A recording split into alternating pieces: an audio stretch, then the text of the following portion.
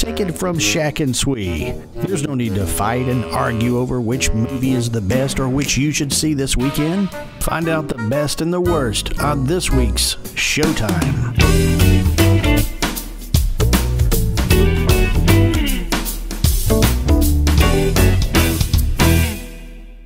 Hello, welcome to Showtime with Shak and Swee. My name is Sebastian Wee, design editor at the Covington News.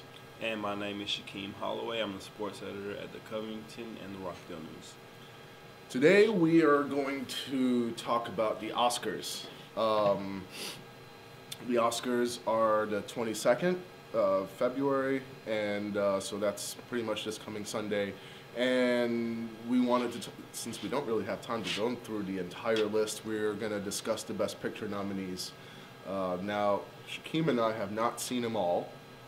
There's 8 nominees. I think between the both of us, we've only seen 5, and I can probably gather that you guys haven't seen them all either. So, what we're going to do is we're going to kind of narrow it down, and since we haven't seen them all, we're going to pick our choices based on buzz, based on reviews, based on our own Twitter followers and their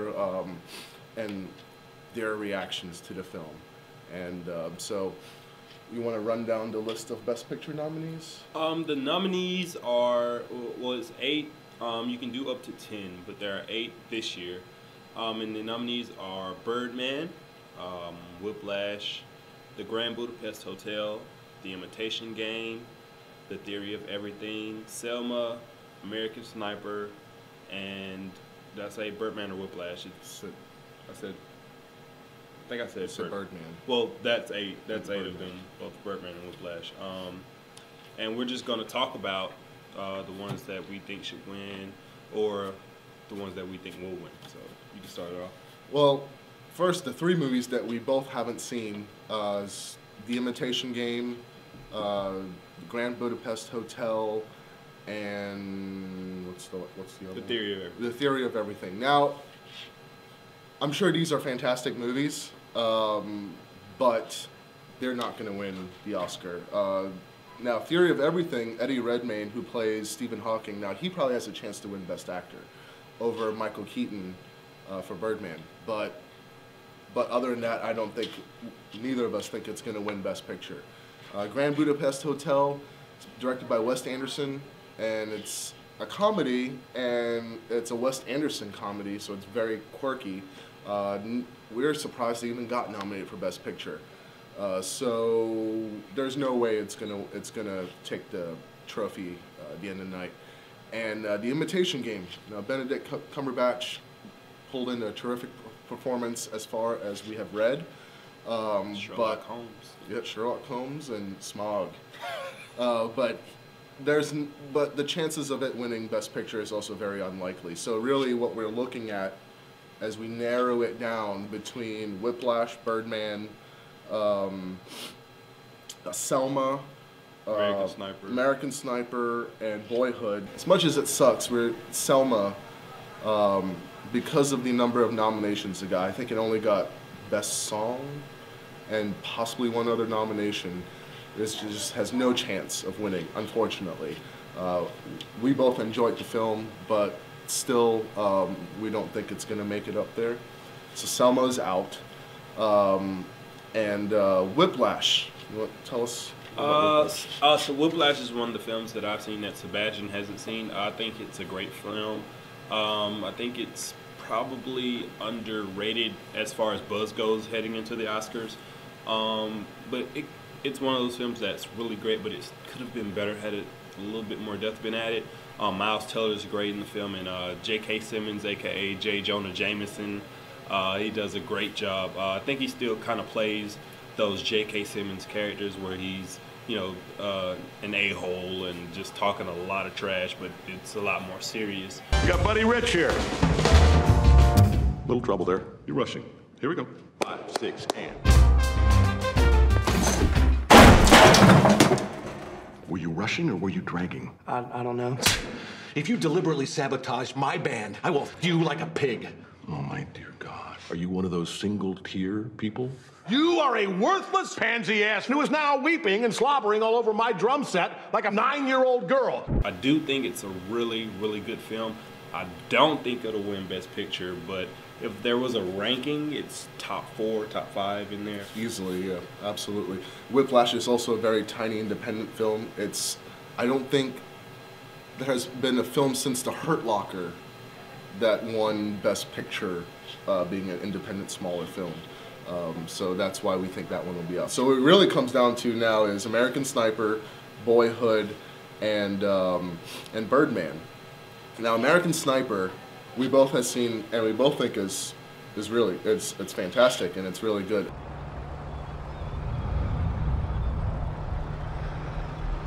I got a military-age male on a cell phone watching the convoy over. If you think he's reporting troop movement, you have a green light. Your call, over.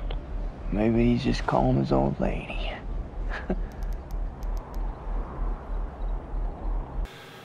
Me personally, I don't think it's going to get Best Picture, even though it's a huge financial success. To me, it's very akin to The Hurt Locker. Personally, I think Hurt Locker did it better, whereas American Sniper focused more at home. Hurt Locker spent more time on the field. We both agreed that it was kind of like an anti-war film, while others saw it as, you know, a glorification of patriotism, right, and hate for just for the opposition, yeah, for the enemy per se. Yeah. But yeah, we absolutely didn't see it that way. Bradley Cooper and everyone in the cast, especially Bradley Cooper, turned in magnificent performances.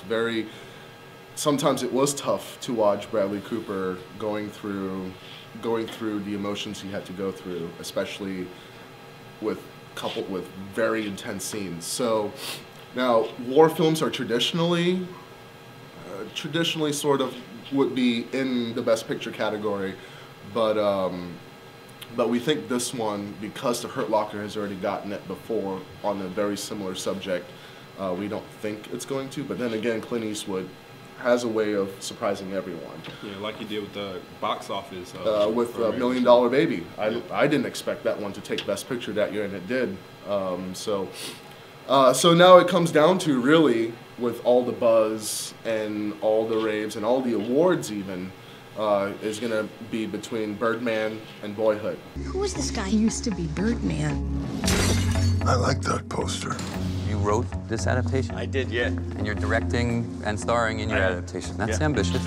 Are you afraid people will say you're doing this play to battle the impression that you're a washed-up comic strip character? Absolutely not. That's why 20 years ago I said no to Birdman 4. Birdman 4? You do Birdman 4? Now you're about to destroy what's left of your career. Don't worry about it. Looks like you can use the bumpers. You don't want the bumpers. Life doesn't give you bumpers.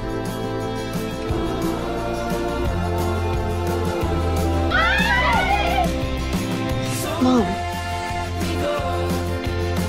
Have you been partying? A little bit. Oh, okay. So this one it really is a major toss-up between the two. So I think Boyhood is going to win. We both agree that Boyhood will probably win. I personally love Boyhood. I think it's definitely one in my top 5 of the year. But then again, I also really love the director, Richard Linklater's films. This movie is more along the style of Dazed and Confused, Before Sunrise, Sunset, and Before Midnight, that trilogy. So it's more along those lines. And sure, the boy, filming the boy for 12 years can be seen as a gimmick, but it's a gimmick that works. It's a gimmick, and it's not like he's like, oh, I want to go win an award, and I'm going to do this. I think, in the sense of, how it comes out, it's a gimmick, but I think it's a great concept and a great idea. But the first Boyhood is Harry Potter, because let's agree that it happened first before Boyhood. We followed Harry Potter from 6th grade. That's exactly it. That's exactly it. I think that's why people love the Harry Potter movies, because you're watching all the actors grow. And that's the thing with Boyhood. You're really seeing this child grow, and that lends itself an authenticity to the story that they're trying to tell.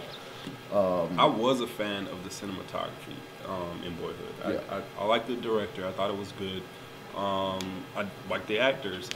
For me, Boyhood just isn't. It's not one of those like really, really great films. And I understand that that's probably the intention of the movie because it's following a normal boy through puberty, and it's still a good film, and I think it'll win. I think it's hyped up greatly, and I think a lot of people, are picking Boyhood to win. It did great, I think, at Sundance, and multiple awards all the way through the season. And Boyhood, see, if you look at all the Best Picture winners in the last, since ever, Boyhood does kind of fit in that kind of category. I think the other difference is this is a film that doesn't really have a plot. Yeah. There's no plot to Boyhood. It's just a series of events. It's like you said, it's like 12 short films strung into one. But it works. I couldn't personally relate to it as much, but I can still see kind of the greatness in the way they did it. Now, Birdman has been gaining buzz these last couple of weeks because it won. I think it won the SAG. No, SAG's not up yet. It won the Directors Guild Award, Producers Guild Award. It's winning awards left and right in these last few weeks over Boyhood. And Birdman, starring Michael Keaton, kind of his comeback role. Love Michael Keaton, my favorite Batman. So it was nice. You're wrong about that. Hey, sorry. But it was great to see Michael Keaton come back and really do a film that I guess a lot of people can say encompassed his career. Encompasses his career. Although Keaton is well known to only pick projects that he really likes. So if he turns something down, it's because he really doesn't care about the fame and stuff. Just wants to be proud of his work. But yeah, seeing him in this film, and I think the ingenuity that went into this film, it's all shot as though it looks like it's one take. And obviously it's not, but they blend it in so well that you're constantly moving along with the film, and there's never a missed beat in the film. And it's a film that that also pokes humor at today's blockbusters, today's film industry, celebrity culture, which is all the stuff that Hollywood loves to kind of see. They like to see a movie that kind of pokes fun at themselves, that kind of analyzes their own culture. They're a little bit self-absorbed that way, which we can say kind of why Argo won Best Picture. It was Hollywood saving the day, So I think what we have agreed on is that when it comes down to it during award season, we believe Boyhood's gonna take Best Picture. Yeah. And Birdman's gonna take Best Director. Yeah. Because in terms of technicality, Birdman was just difficult. When you're doing long tracking shots where the camera is just following a person for 10 minutes, that takes skill. It takes very tight planning. And not only that, to incorporate visual effects along with that, it's just very tricky. I'd say in terms of directorial efforts, this is up there with Alfonso Cuarón for Gravity. It's an amazing technical achievement. I feel like there's been other movies that have done it, but the first person to do a film where it's all looks like it's one shot is Alfred Hitchcock. Yeah. For that movie he wrote with Jimmy Stewart. And now to see it done this way, I think Hitchcock would be very proud. So that's our prediction. If you wanted to add anything. That you pretty much summed it up as far as Birdman and Boyhood goes. But we'd love to hear your comments, and follow us on Twitter. Leave your comments in the section over here on on my left. You're right. Yeah.